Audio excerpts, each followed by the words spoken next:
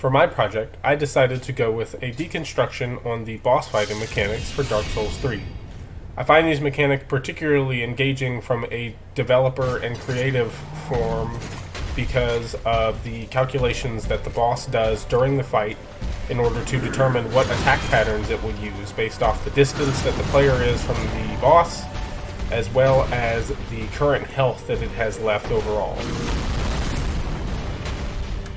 So here, we will be demonstrating long range, medium range, and close range attack patterns that are based off the distance that the player is from the boss, as well as a phase transition once the boss gets lower than 50% health. That increases difficulty by adding in additional attack patterns for that second phase with its new abilities, as well as just increased speed or power or other difficulty parameters depending on what boss you're fighting.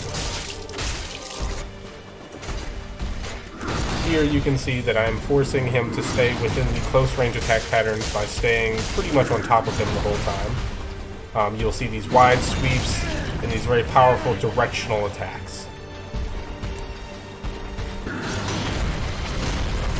Here we will transition into the medium area where you'll see these closers where he rushes forward and slashes at you. Right there I was transitioning from close range to medium range. Here will be another medium range closer.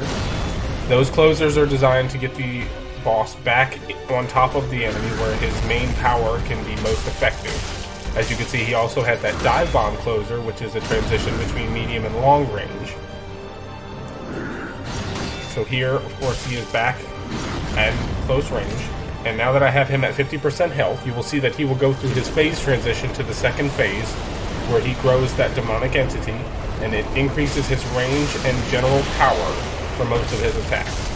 He gains these newer attacks and different attack patterns since he has access to the sweeping motions from that growth. But for the most part, he will be still similar regarding close range, medium range, and long range.